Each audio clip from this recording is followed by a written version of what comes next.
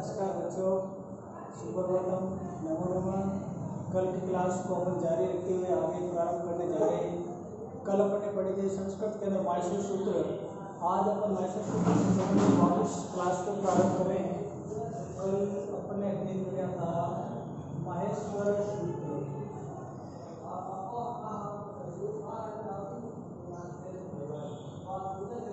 कल पढ़े थे माहेश्वर सूत्र। संस्कृत भाषा में वर्णमाला की उत्पत्ति सर्वप्रथम माहेश्वर सूत्रों से मानी जाती है। कल मैंने आपको माहेश्वर सूत्र संबंधित कहानी बताई थी कि भगवान शिव के डमरू से भगवान शिव ने अपने वाद्य यंत्र डमरू को 14 बार बजाया था। वो 14 बार से 14 प्रकार की ध्वनियाँ उत्पन्न हुई थी और उसी ध्वनियों को संस्कृत के विद्वान पाणिनि नामक विद्वान ने उस 14 प्रकार की ध्वनियों को लिपिबद्ध कर लिया, यानी उसको लिख दिया और उसी वर्णमाला को आज दिन तक अपन पढ़ रहे हैं। सभी भाषाओं की जननी आप जानते हैं, संस्कृत को कहते हैं, तो वर्णों की उत्पत्ति सर्वप्रथम संस्कृत भाषा से हुई है। तो माहेश्वर सूत्र का पढ़े थे। आज अपन माहेश्वर सूत्र से संबंधित प्रत्यार तालिका पढ़ेंगे और उससे कौन कौन से सूत्र बनते हैं उन सूत्रों को पढ़ेंगे, ताकि वे सूत्र आगे आप जब संधि पढ़ेंगे, समास पढ़ेंगे, उस समय भी वो सूत्र ये काम आएंगे। तो माहेश्वर सूत्रों की संख्या कितनी होती है? कल भी मैंने आपको बताया था माहेश्वर सूत्र कितने होते हैं? 14 होते हैं और इसको संस्कृत में कहते हैं चतुर्दशः। 14 को संस्कृत में क्या कहते हैं? चतुर्दशः। चतुर्दशः माहेश्वर सूत्राणि संस्कृत भाषायां सन्ति। अब माहेश्वर सूत्र से संबंधित महत्वपूर्ण प्रश्न पर चर्चा कर लेते हैं। तो देखिएगा, महत्वपूर्ण प्रश्न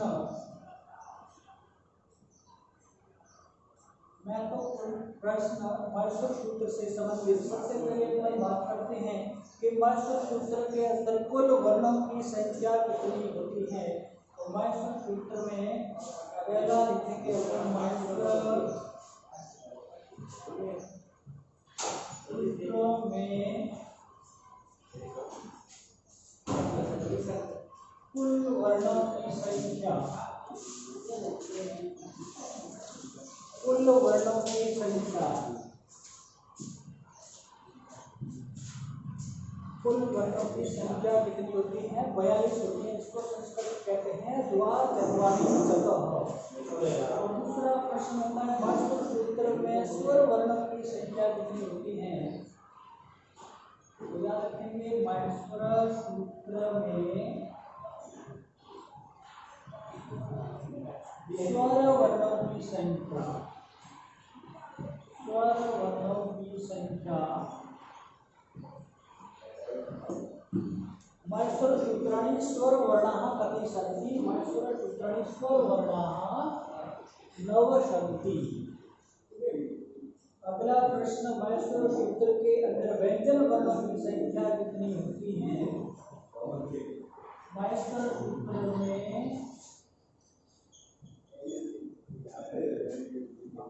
व्यंजन वर्णों की संख्या,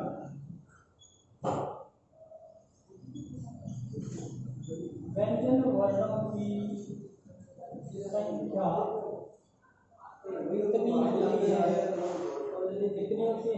33 होती है। इसको कल मैंने आपको बताया था, इसको संस्कृत में कहते हैं त्रयस्त्रिंशतः। त्रयस्त्रिंशतः इनकी संख्या होती है। अगला प्रश्न, माहेश्वर सूत्र में 2 बार आने वाला वर्ण कौन सा है? तो याद रखेंगे, माहेश्वर सूत्र में 2 बार आने वाला वर्ण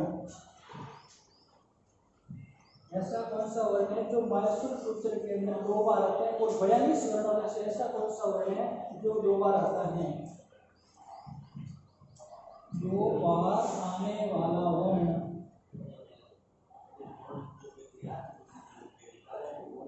2 बार आने वाला वर्ण ह है। कौन सा वर्ण है? ह वर्ण है। ये माहेश्वर सूत्र के अंदर 2 बार आता है। कल आपने माहेश्वर सूत्र पढ़े थे। एक छठा 5वां माहेश्वर सूत्र था हयवर्त, जिसका पहला वर्ण ह, और एक का सबसे लास्ट में हल, इसके अंदर भी एक वर्ण आता है ह। तो कुल 2 बार आने वाला वर्ण कौन सा हो जाएगा? ह। इसी प्रकार माहेश्वर सूत्र में माहेश्वर सूत्र पढ़ते हैं अनुबंध रूप से, अनुबंध रूप से दो बार आने वाला वर्ण, दो बार आने वाला वर्ण अनुबंध रूप से यानी सूत्रबद्ध रूप से दो बार आने वाला वर्ण होता है। दो बार आने वाला वर्ण है ण। ये ण भी दो बार आता है, जो कि आपने पढ़ा होगा उसमें माइस्टर सूत्र देखेंगे इसमें ये दो बार वर्ण आया हुआ है। इसी प्रकार ये माइस्टर सूत्र से संबंधित कुछ प्रश्न हो गए और इन प्रश्नों को आपको इसी तरह कॉपी करके उतारना है, याद करना है। माइस्टर सूत्र संबंधित महत्वपूर्ण प्रश्न है। माइस्टर सूत्र में कुल वर्णों की संख्या कितनी होती है? जो शुरुआत से लेकर के लास्ट तक 42 होते हैं। उसके बाद माइस्टर सूत्र में स्वर वर्णों की संख्या कितनी होती है? स्वर वर्णों की संख्या 9 होती है। उसके बाद माइस्टर सूत्र के अंदर व्यंजन वर्णों की संख्या 33। माइस्टर सूत्र में दो बार आने वाला वर्ण, दो बार कौन कौन से वर्ण आते हैं? इसके पहला वर्ण हो जाएगा अ, और अनुबंध रूप से यानी अनुबंध रूप से का मतलब होता है सूत्र के रूप में दो बार आने वाला वर्ण कौन सा है? सूत्र के रूप में दो बार आने वाला वर्ण है ण। तो ये माइस्टर सूत्र से संबंधित कुछ प्रश्न थे। अब अपन इससे आगे इसको प्रत्याहार तालिका के रूप में पढ़ेंगे। अभी कुछ प्रश्न थे, अभी हम पढ़ते हैं प्रत्याहार तालिका।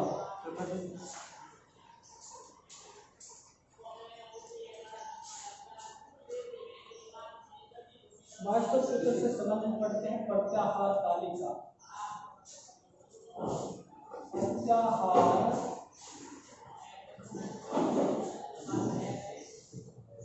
प्रत्याहार तालिका ये बहुत ही महत्वपूर्ण माइस्टर सूत्र से संबंधित प्रत्याहार आप याद रखेंगे। प्रत्याहार के अंदर अभी जैसे प्रत्याहार पढ़ते हैं, सबसे पहला प्रत्याहार है अच।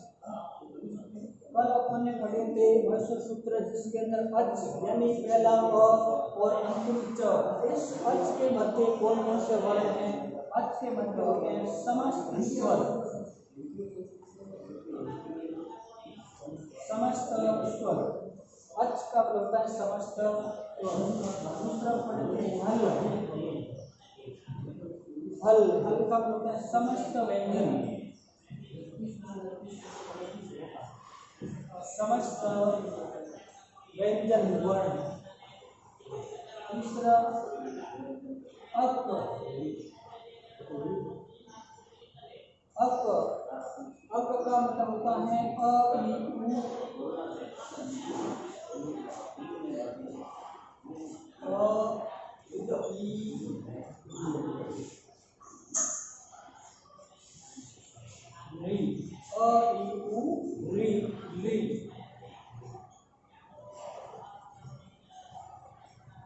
पढ़ते हैं यण।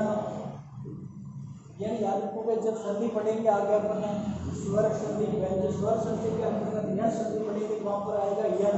यण के अंदर कौन से वर्ण आते हैं? यण के अंदर आते हैं य व र ल। य व र ल। यवरण का अर्थ होता है यण। इसी प्रकार अगला शब्द आता है शल। शल में कौन से वर्ण आते हैं? शल के अंदर वर्ण आते हैं श,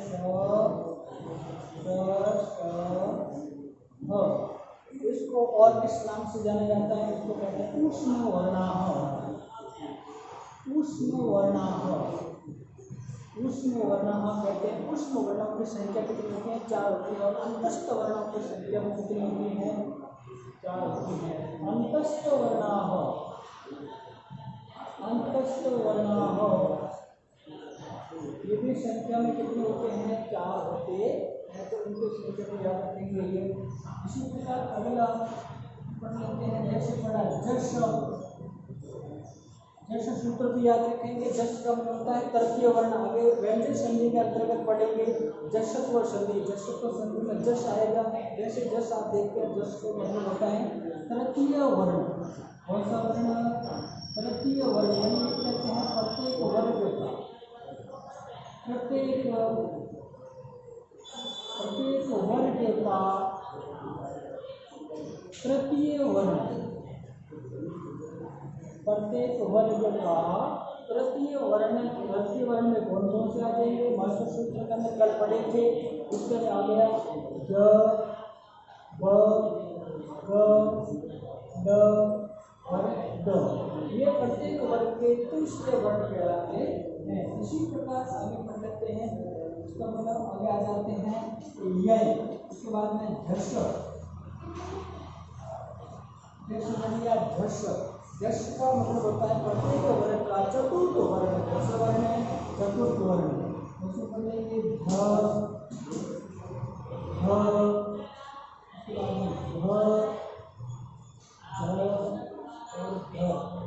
ये चतुर्थ वर्ण आ जाते हैं इसके अंदर, और उसको कहते हैं प्रत्येक वर्ग का चतुर्थ वर्ण। प्रत्येक वर्ग का चतुर्थ वर्ण को कहा जाता है। इसी प्रकार अगला प्रत्याहार तालिका का सूत्र बनता है जिसको कहते हैं अल।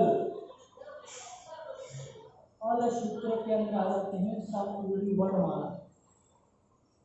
संस्कृत की पूरी वर्णमाला को अल वर्णमाला कहते हैं। अल के अंदर पूरे के पूरे वर्ण आ जाते हैं। इसमें पूरे कितने 22 सूत्र के अंदर 42 वर्ण होते हैं, 42 के 42 इसमें आ जाते हैं। सबसे पहला 22 सूत्र का प्रथम वर्ण अ और सबसे अंतिम आ जाता है ल।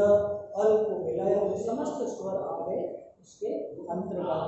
तो कुछ प्रत्याहार लिखने ताकि संधि के अंदर कावई जो झलाम चस्वंते इको यणचि इसी प्रकार के सूत्र बनेंगे। और अब इससे आगे अपन वर्णों के उच्चारण स्थान पढ़ते हैं।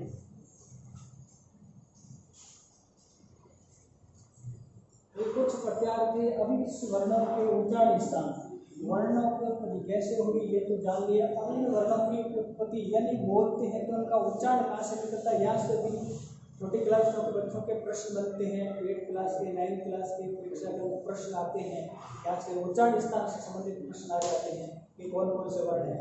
परीक्षा के अंदर कई बार पूछा गया कि एक प्रश्न में आपको समझा देता हूँ कि परीक्षा में किस तरह से प्रश्न पूछ रहे थे। जैसे आ जाता है यण प्रत्याहार के वर्णाभाव। जैसे आपका परीक्षा में प्रश्न आ जाता है कि यण प्रत्याहार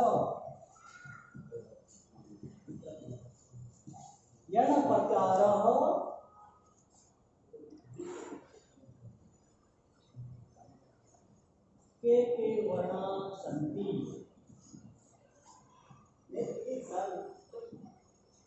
यण प्रत्याहारे के वर्णा संधि। यण प्रत्याहार में कौन कौन से वर्ण आते हैं, ये प्रश्न परीक्षा पूछा गया। तो यण प्रत्याहार के अंदर कौन कौन से वर्ण आ जाएंगे? य, व, र, ल, ये 4 वर्ण आते हैं यण प्रत्याहार के अंतर्गत। इस प्रकार के प्रश्न पूछे जाते हैं। अभी अपन बढ़ते हैं उच्चारण स्थान। उच्चारण स्थान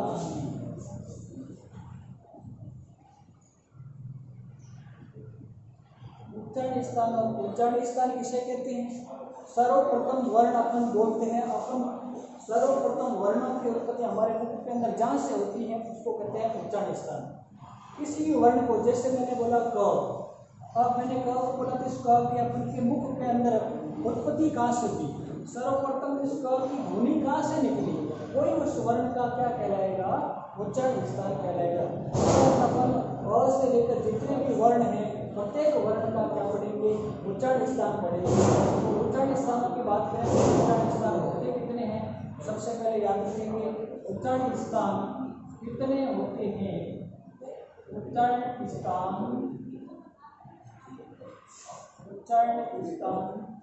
7 होते हैं। कुल उच्चारण स्थान कितने होते हैं? 7 होते हैं। दूसरा, पाणिनि के अनुसार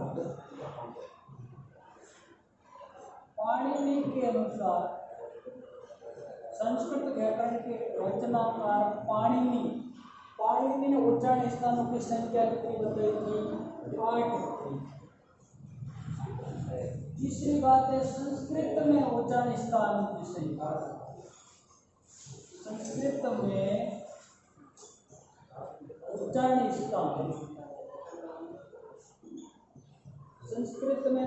स्थान कितने होते हैं? संस्कृत में उच्चारण स्थानों की संख्या होती है 10। सबसे पहले याद रखिए, केवल ये प्रश्न आ जाए उच्चारण स्थान कितने? 7। पाणिनि के अनुसार कितने? 8। संस्कृत में जितने दशक। तो ये उच्चारण स्थान कितने होते हैं? अभी अपन इसको एक एक रूप से विधिवत रूप से पढ़ते हैं। सबसे पहला उच्चारण स्थान, जैसे मैंने यहाँ पर ले लिया, अब छोटे वर्णों से शुरू करते हैं। अपोह विसर्गीयाम कंठः, मैंने यहाँ पर ले लिया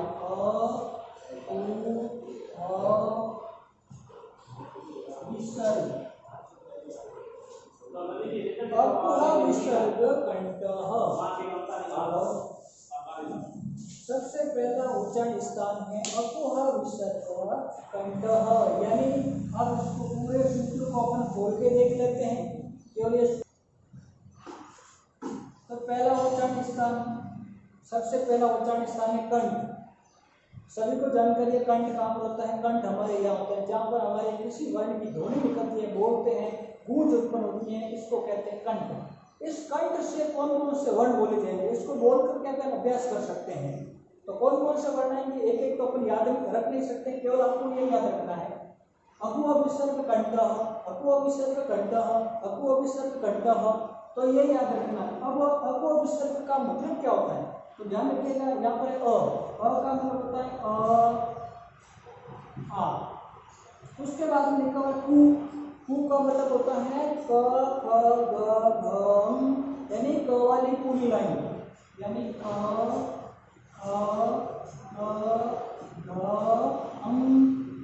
उसके बाद में आ जाता है ह, ये ह भी कंठ से बोला जाएगा। उसके बाद आता है विसर्ग, यानी विसर्ग का मतलब भी क्या होता है? विसर्ग का मतलब भी आधा ह ही होता है, वो भी कहाँ से बोला जाएगा? कंठ से बोला जाएगा। तो इन कुल वर्णों की जो उच्चारण स्थान है, ये वर्ण कहाँ से बोले जाएंगे? कंठ से बोले जाएंगे। तो याद रखना है कंठ से कौन कौन से वर्ण बोले जाते हैं। तो याद रखेंगे अ, आ, और आधा ह, ये सभी कहाँ से बोले जाएंगे? कंठ से बोले जाएंगे। इसको बोल बोल करके अभ्यास करें, कंठ से कौन सी वर्ण? अपोह विसर्ग कंठः। तो इसी प्रकार उच्चारण स्थान आगे 10 उच्चारण स्थान अपन पढ़ेंगे विधिवत रूप से। आज क्लास को यहीं समाप्त करते हैं, कल अपन इसी क्लास को आगे निरंतर जारी रखेंगे। धन्यवाद।